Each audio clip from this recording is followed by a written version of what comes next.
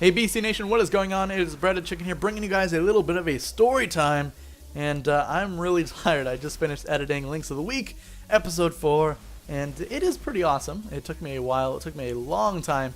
I thought it was going to get done by 12 midnight, and it's 3 o'clock in the morning, so there's a little bit of a time difference, and it took a little longer than I thought it would.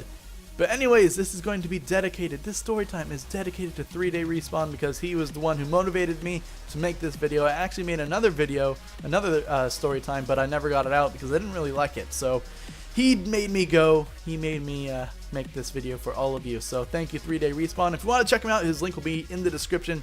He makes TF2 videos. He's the best spy I've ever seen. But I mean, I try and be spy, I try and be like him, and it is impossible. I don't know how he gets so many kills as spy. I don't know. It just, maybe he's playing against like oblivious people, but he just goes and stabs everyone in the back, like stab after stab after stab, and I don't know what to do. I'm just like looking and he's just destroying everyone, and I get really scared. And then I go and try and do it, and I suck, and I just get burned alive by a pyro or something. But anyways, guys, this is going to be a story time. It's going to be a story time about pain, and it's going to suck for me to relive that pain. But anyways, let's just jump right into it, and thank you 3-Day Respawn for recommending me to make a story time. So, not to brag or anything, but I am very good at soccer. And I've been playing soccer basically all my life, and since I was a little kid, I've been playing soccer. That's what I've been known for, is just the soccer kid. I would go every day, well, I think it's almost every day after school for 3 hours and just play soccer for my team. And I wasn't actually a part of the team, I was just in the practice group, I guess, because I wasn't good enough to be on the team. But eventually, I was good enough, I was on the team, and we practiced like every single day for 3 hours, and it was sort of my life.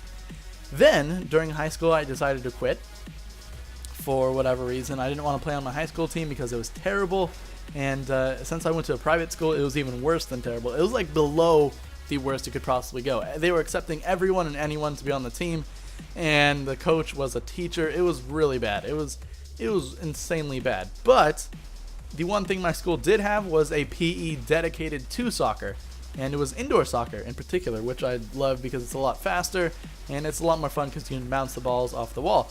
But that was my PE.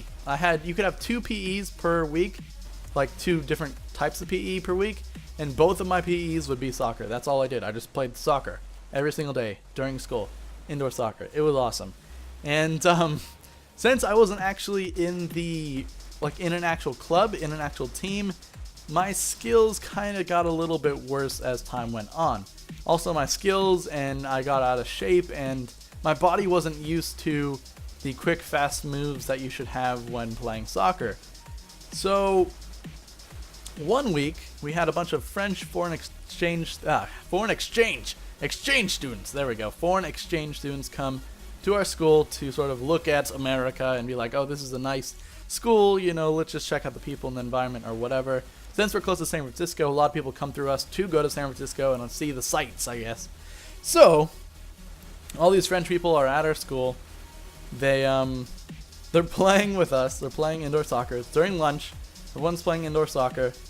And I try and show off. I'm juggling the entire gym. I'm juggling around the gym. That's what I'm doing. I'm just walking and juggling around the gym. And I'm basically just showing off to all these French kids, like, hey, you know what, I'm as good as you guys, no, I'm really cool and all that stuff. And then I try and do the move where you pop the ball up and then swing your foot around the ball and then catch it on your the toe of your foot, not the toe, whatever that is, the laces of your foot. You catch the ball in the laces of your foot, you flick it up, do a little spin, and then catch it again. And I can do that trick, but for whatever reason, I guess it was a little bit slippery or something, because when I did that, my left knee, which was the knee I was supporting all my weight on, popped out, and it's really hard to explain it, but it just sort of, my kneecap went to the left. It just moved to the left because I guess I was putting too much weight on it. It moved to the left and my leg collapsed on itself. And the lower part of my leg actually was like disconnected from the thigh part of my leg. And I've broken bones before, so this felt similar to breaking a bone, where like I broke my humerus, which is the it's not funny at all, but I broke my humerus, which is the bone that connects your shoulder to your elbow. And when I broke it, I tried to move my arm, and just my shoulder would pop out, and you would see there was this huge gap in between my shoulder and my elbow. So that was the same sort of feeling I was going through with my knee, and I was screaming bloody murder. I was swearing like crazy, and everyone sort of just rushed at me. I was in so much pain. It was honestly the most pain I've ever felt, was just my kneecap. Basically dislocating my kneecap was the most painful thing. And that and being sick. When I was sick the other weekend, oh my god, that was the worst. I wanted to kill myself, I told you guys. But my kneecap dislocated. It was the worst thing ever. I couldn't walk. I couldn't do anything. And all these French people are looking at me, and they can't speak English, so they're all talking in French, and I'm like, oh my god. And I'm just swearing. I'm just like saying every word in the book because I'm in so much pain. So eventually 2 of my buddies pick me up, and they're kind of scared because they don't want to like touch me and hurt me anymore, because obviously I'm in insane amount of pain. And they pick me up. They see that my leg is all freaking out because, you know, it looks like it's not attached. Like, it looks like the bottom half of my leg is not attached to the rest of my leg. So while they're trying to walk me, I obviously can't do it. So I decided, you know what, F it, I'm just gonna pop my knee back in. And for whatever reason, I just like punched my leg and hit my knee at the exact same time, and it popped in, and it was, oh my god, that was the worst experience ever. Oh my god, if my voice wasn't dry, I would be expressing this in great detail, but because I just did a Links of the Week and that took forever, and I was talking and all this other stuff, it was just think of how painful that would be. You're basically, part of your body is not connected to your body, and you forcibly reconnect 3 pieces together. And I don't even know why I did it. It was just like a natural reflex. I just went, okay, it hurts really bad. It looks like it's not connected. Smack! Oh my god, the worst pain ever in my entire life.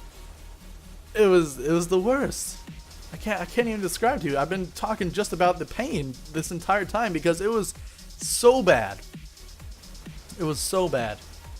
But eventually I made it to the hospital because my leg was in better working order. I mean, I still couldn't walk on it for about 2 to 3 months, and everyone called me cripple, which was really funny because there's only like 200 kids at my school, so everyone in the entire school called me cripple. And that was awesome, I guess. We had lower classmen actually like trying to kick my leg out from under me so I would fall on my face. And I mean, they were my friends, I guess you could call them friends, because friends wouldn't actually do that. But they were people that, you know, I associate with, so it was kind of funny. And it was just like the worst thing ever, because eventually, later that year and the following year, I did it 2 more times. And they weren't as bad. They weren't nearly as bad, because I guess my left knee's loose, I guess, or something.